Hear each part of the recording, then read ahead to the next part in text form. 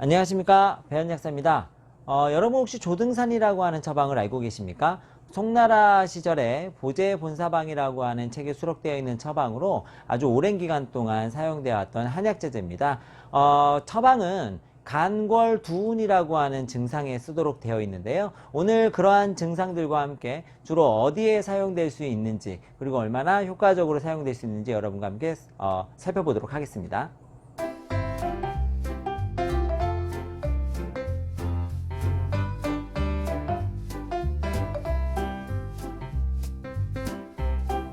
조등산은 강한 스트레스 자극으로 인해서 혈관의 압력이 높아질 때 사용합니다. 스트레스는 간혈을 강하게 상승시켜주는 작용을 하게 되는데요. 이렇게 간혈이 강하게 상승하게 되면 간의 원래 기능인 혈액을 순환시키는 기능이 굉장히 떨어지게 됩니다. 간은 혈액을 저장했다가 적정 기능에 배분하는 기능을 하게 되는데 이 기능이 떨어지게 된다는 것이죠. 말초 부분으로 순환장애가 생기게 되면 손발이 차지거나 오히려 몸이 차가워지는 증상이 생기게 되는데 이것을 바로 간궐증이라고 부릅니다. 마치 교감신경이 항진돼서 이 말초 순환이 억제되어 있는 상태와 거의 유사하다 보시면 되기 때문에 과한 스트레스적 상태라고도 생각하실 수 있겠습니다. 이러한 간혈은 심장에 직접적인 영향을 주게 되면서 심장에서부터의 압박 출량을 강하게 증가시킬 수가 있습니다. 단 우리가 이렇게 강하게 증가되는 압박 출력은 전신으로 배분되는 혈액을 다 고루 줄 수 없기 때문에 일정 부위의 상태로 많이 상승하는 현상이 일어나게 되는데요. 주로 머리 쪽으로 많이 상승하는 현상이 일어나게 되면서 두통이라든지 뇌혈관 질환을 일으킬 수 있는 주 원인이 될 수가 있다고 보면 되겠죠. 이렇게 상승하는 압력은 위쪽으로 많이 상승한 이 열로 인해서 압력으로 인해서 오히려 머릿속에서 생기는 노폐물들은 아래로 잘 이동하지 못하는, 그래서 찌꺼기들이 많이 생겨버리는 현상이 발생하게 됩니다. 이것이 이제 소위 말해서 뇌의 기능의 저하 또는 뇌의 기능의 손상으로 이어질 수 있다고 생각하시면 되겠습니다. 또 간혈로 인해서 이 혈액의 원활한 순환이 되지 않고 간은 눈과 직접적으로 연관이 있다고 한방에서 보고 있는데요. 눈 쪽으로 전한 그와 혈액이 잘 공급되지 못하게 되면 눈의 기능이 현저하게 떨어지게 됩니다. 우리가 여기서 떨어지는 눈의 기능은 시력 자체가 저하된다고 본다기보다는 자꾸 이제 시야감이 증가한다든지 오전에는 괜찮은데 오후 되면 시력이 떨어지는 느낌이 있다든지 실제적으로 시력 검사를 했는 데는 이상이 없으나 본인은 굉장히 불편한 느낌을 갖는다는 거죠. 이러한 상태가 나타나게 되면 눈이 뻘겋게 충혈되기도 하기 때문에 눈이 탁해지고 충혈되는 증상들이 생길 수가 있습니다. 이 모든 것은 바로 간혈의 상승 때문에 나타나는 것이고 소설 장애, 그러니까 혈액의 순환이 완전히 억제가 되면 나타날 수 있는 증상들이라고 보시면 되겠습니다. 조등산은 조구등, 국화, 석고, 방풍, 진피, 반화, 복령, 옥신, 맹문동, 인삼, 감초로 구성되어 있습니다. 조구등과 국화는 성질이 서늘하다고 보는데요. 이 서늘하다고 하는 것은 뭔가 울체되어 있고 정체되어 있는 것을 풀어내면서 그곳을 비워내는 기능을 갖게 됩니다.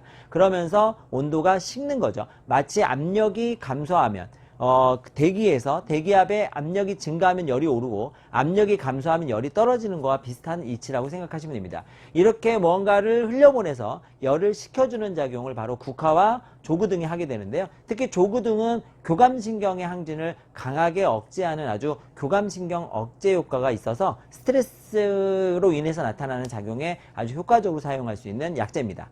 방풍은 말 그대로 풍을 제거하는 약제라고 보시면 되겠습니다. 그래서 혈관의 이상적인 압력, 이상 압력을 조절해서 혈관 안에서 도는 풍을 제거하는 기능을 수행하게 된다고 보시면 되겠습니다. 그래서 조등산은 소위 말해 열받아서 생기는, 스트레스 받아서 생기는, 짜증나서 생기는 이러한 열받아서 생기는 고혈압, 신경성 고혈압이라든지 또는 신경성 뇌혈관 질환이라든지 이것이 오랫동안 방치돼서 나타나는 전반적인 뇌 기능 인지장애라든지 그리고 두통이라든지 신경성 두통이라든지 이러한 경우에 사용하면 아주 효과가 좋게 쓸 수 있는 제제라고 보시면 되겠습니다.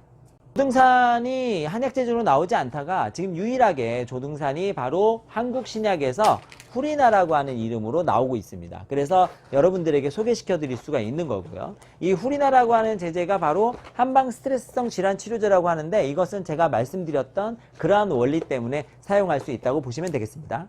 이 후리나가 좀 궁금하실 텐데요. 후리나의 형태는 이렇게 안에 되어 있고요. 이렇게 환으로 되어 있습니다.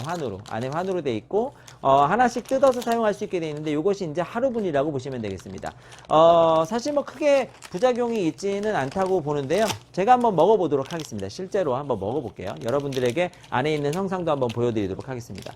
자, 이렇게 보시면 이렇게 환제로 구성되어 있습니다. 보이시죠? 이렇게 환제로 구성되어 있고 환으로 구성되어 있고 그 다음에 맛도 한번 보겠습니다. 맛도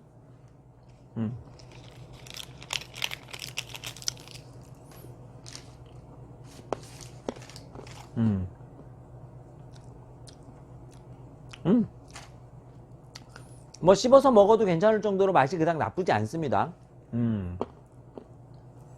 저도 뭐 나름 스트레스를 많이 받으니까요. 스트레스 많이 받는 사람들한테 이제 쓰면 되겠고, 한 논문에 의하면은 상습적인 두통이 있는 분이라 하더라도 이 약을 이제 이렇게 그 조등산을 이렇게 드셨을 때 특별히 크게 부작용 없이 드실 수 있다 이런 얘기들이 있어요. 맛은 약간 그 옥수수 전분으로 이제 환을 만들었기 때문에 특별히 그냥 전분 맛이고요. 약재 맛은 좀 화하게 납니다만은 먹기 나쁘거나 그렇지 않습니다. 지금 씹어 먹고 있는데요. 먹기 그냥 나쁘지 않다고 보시면 되겠습니다. 그래서 이렇게 이렇게 맛이 괜찮네요. 환의 하나 크기는 요만합니다. 요만해요. 네. 이렇게 맛으로 맛까지 여러분들께 안내해 드렸습니다. 혈압에 조등산을 사용한다고 말씀드렸는데요. 조등산은 이상지질 개선 효과, 그리고 항스트레스 효과, 그리고 순환 개선 작용이 같이 이게 있게 돼 있어서 이러한 작용이 복합적으로 이 고혈압, 신경성 고혈압, 특히 스트레스성 고혈압을 잡는 데 굉장히 효과가 좋다 이렇게 알려져 있습니다. 이러한 그 효과는 특히 혈관 압력이 상승하는 부분에 있었을 때 다양한 재증상들을 가라앉혀 주기 때문에 단순히 이제 혈압약을 드신다 하시더라도 혈압약을 드셨을 때 다양한 재증상들, 뭐 어지러움증이라든지 이러한 재증상들, 두통이라든지 이러한 것이 잘 가라앉지 않는다면 이 조등산과 함께 혈압약을 드시는 것도 권장해 볼 수가 있겠습니다. 조등산의 한 고혈압 효과는 보통 복용 후 9주에서 13주 정도가 가장 피크로 나타난다 그래요. 그렇기 때문에 조등산은 며칠 먹는다고 혈압이 그냥 떨어진다기보다는 장기간 꾸준하게 드셔서 우리 몸의 밸런스를 좀 조절해주는 제재로 생각해 주시는 게 좋을 것 같습니다. 조등산은 인지기능 장애에도 회복에도 도움을 많이 주는데 특히 치매, 혈관성 치매에 관련된 부분에서 논문들이 많이 나와 있습니다. 그래서 그 조등산을 이렇게 인터넷 검색해 보시면 혈관성 치매, 알츠하이머라든지 이런 혈관성 치매에 관련된 부분에 있었을 때 많은 근거를 확보하고 있다 이렇게 보시면 되겠고요. 모든 혈관성 치매에 잘 듣는 것은 아니고 사실 만성적으로 진행되기보다는 초기에 5년 이하 증상이 나타났을 때의 혈관성 치매에 굉장히 잘 듣는다는 연구 결과가 있고요. 그리고 뇌계의 그 구조적인 변형이 나타나지 않았을 때 사용하는 것이 효과가 더 좋다 이렇게 좀 보시면 되겠습니다. 알츠하이머 환자들의 그 인지 능력이라든지 생활 능력의 개선을 굉장히 개선시켜 주는데 도움을 많이 주기 때문에 사실 초기 알츠하이머 환자들이라든지 또는 알츠하이머 증상을 좀 예방하기 위해서 신경을 많이 쓰고 스트레스를 많이 받는 분들의 경우에는 항스트레스적 인자로 생각을 하시고 꾸준하게 복용해 보시는 것도 권장해 드릴 수 있겠습니다. 두통의 경우에도 굉장히 잘 듣는데요, 조등산은. 특히 고혈압에 의한 또는 뇌혈관 쪽에 작용해서 나타나는 혈관성 두통의 경우에는 효과가 굉장히 좋은 걸로 알려져 있습니다.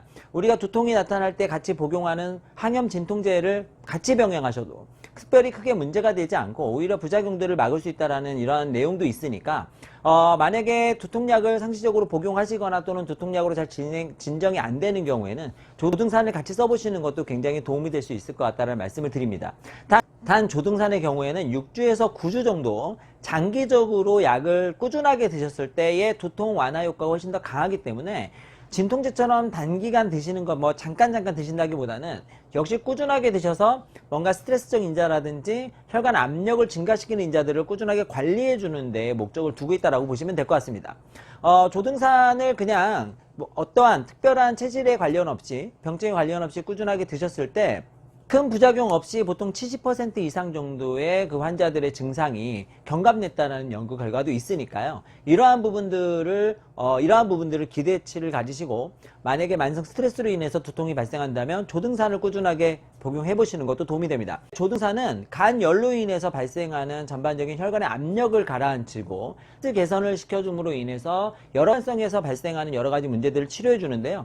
우리가 이제 헷갈릴 수 있는 거는 거풍지보다이라는 제제하고 좀 헷갈릴 수 있습니다. 그래서 거풍지보단의 경우에는 열이 훨씬 더 성하고 이 풍으로 인해서 그 졸풍이 오는 경우에 사용하기 때문에 사실 간헐적 단기간, 아주 짧은 기간 동안에 사용해서 이 증상, 풍을 완전히 제거해주는, 그래서 완전히 몸을 식혀주는 제제라고 생각하시면 되겠고, 조등산의 경우에는 간열로 인해서 순환이 잘 이루어지지 않으므로, 그리고 또 한편으로는 심장으로 가는 압력이 증가하게 되면서 나타나는 여러 가지 혈관성 문제들을 치료해주는 제제라고 생각하시면 되셔서, 조등산은 장기간에 복용하는 것으로, 거풍지보다는 단기간에 복용하는 것으로 이해를 하고 우리가 사용해 주시면 좋을 것 같습니다. 사실 스트레스성 인자가 나타났을 때 쓸 수 있는 처방들이 많지가 않고 대응할 수 있는 것들이 별로 없는데요. 우리가 한약 제제들은 이런 부분들을 대응할 수 있기 때문에 굉장히 여러분들 사용하시면 도움을 많이 받으실 수 있습니다.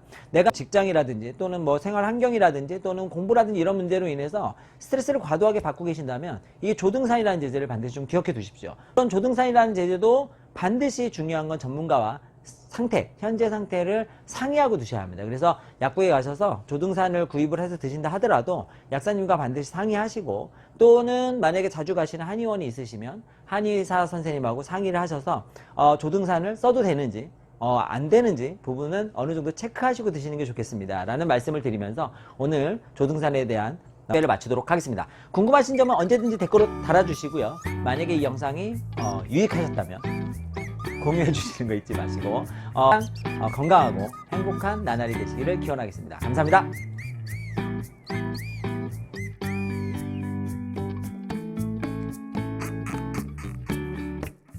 오늘 들으셨던 정보가 많이 도움이 되셨다면 구독, 좋아요 꼭 눌러주시는 거 잊지 마시고요. 알람 설정도 해주시면 너무나 좋겠습니다. 감사합니다. 건강한 하루 되십시오.